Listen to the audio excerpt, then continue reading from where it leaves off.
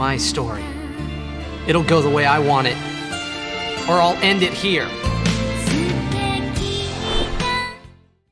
Having just started Dark Souls 3 and Kingdom Come Deliverance, I thought to myself, we're bloody blessed, aren't we? What a time to be alive, and what a time for RPGs.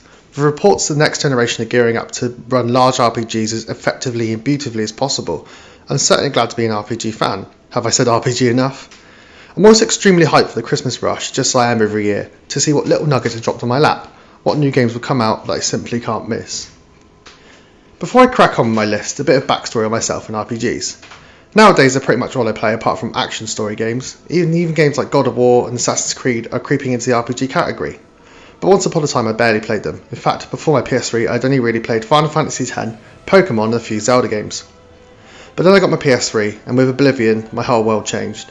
Being able to get lost in this huge open world and be offered so much freedom just felt fantastic, and so I just wanted to explore more and more worlds. I really enjoy the variation you still get in them, especially when you play both Japanese and Western. Completely depending on my mood, I may prefer to put on something like Kingdom Come, where I have to survive and discover quests, or World of Final Fantasy, which is focused around monster hunting and turn-based combat. For me, there's nothing better than an RPG that completely captures you and makes you want to spend 60 plus hours of your time in that world, discovering everything you can. The only sad thing is when the really special ones end. I'm one of those people who tends to do a lot of side quests, complete the story and then finish the game, normally leaving on one playthrough. That's just down to my own time. RPGs are what gaming is all about for me, and there's nothing in the whole of entertainment world that can come close to getting lost in one of these virtual worlds for half a day. Anyway, that's enough gushing. Here's my top 5 list, and this is taking into account I haven't played Bloodborne yet. These are the cornerstones and succor of our order, which on this day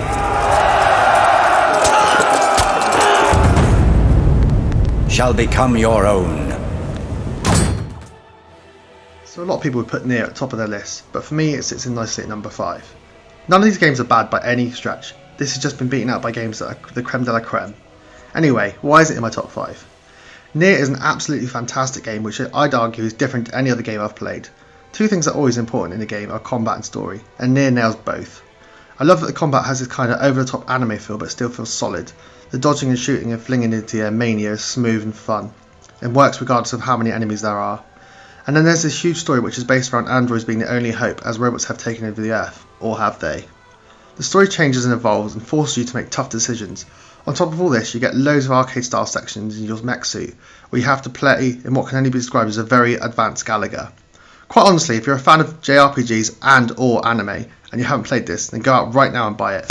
I'll keep you entertained for a very long time. Next is Digimon Cyber Sleuth.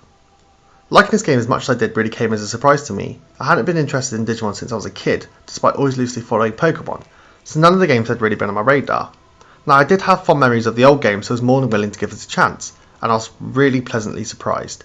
At its core, it's a simple monster capture game, but the story and various mechanics offer you so much more. In case you've never heard of Digimon, the general premise is that the little monsters are in another world, and their world and our world start to bleed into each other, and generally speaking, an evil Digimon is behind it. Now, I don't exactly remember all of the story, but I remember enjoying the kind of anime cutscenes, which are kind of very much like a visual novel.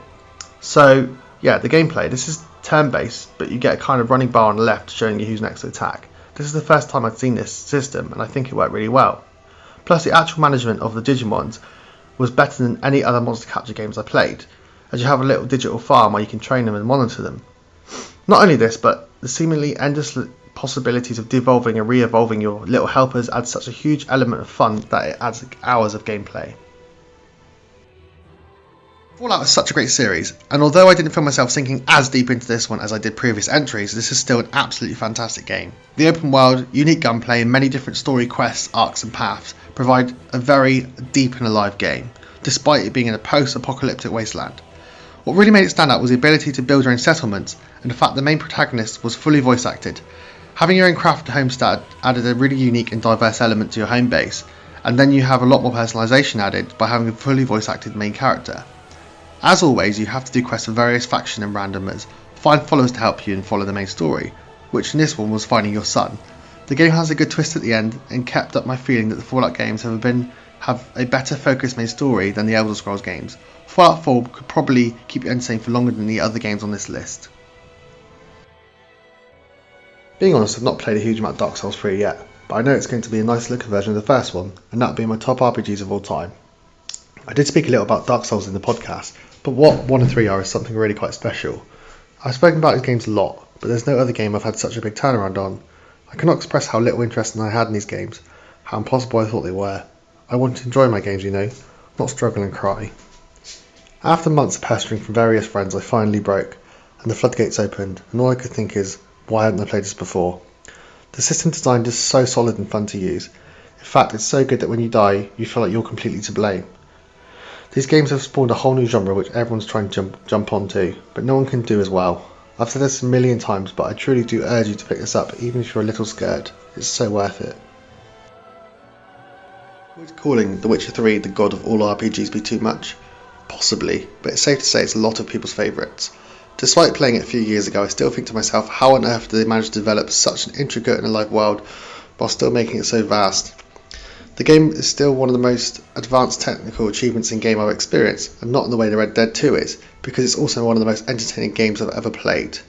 Every side character you meet has a personality, a story to care about, making side quests something which are not to be rushed through just for the crowns rewarded, but also because you want to find out what happens. And more often than not, there are multiple eventualities. As if that wasn't enough, the game is backed up by one of the best combat systems in an RPG, so good that it feels like an action-adventure game. Most creatures have a unique way of taking them down, especially bosses. You can't simply hack your way aimlessly and hope for the best, you have to plan your potions, weapons and tactics. Geralt is a monster hunter and this game creates and captures that well perfectly. If you're a fan of RPGs, of video games, and you haven't played this, stop what you're doing and buy it immediately.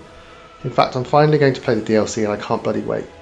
The Witcher 3 is on the top of many lists, and rightly so. It's absolutely amazing. Have I hit the nail on the head with these, or have I missed some really obvious ones out? Let me know in the comments if this matches your definitive list. The Witcher. Should have expected as much. Thanks very much for taking the time to watch my video. Don't forget to look through all of our other great videos here on YouTube. Head over to respawning.co.uk to see all of our written content. And go to patreon.co.uk/respawning if you fancy giving us a little bit of money to help us out.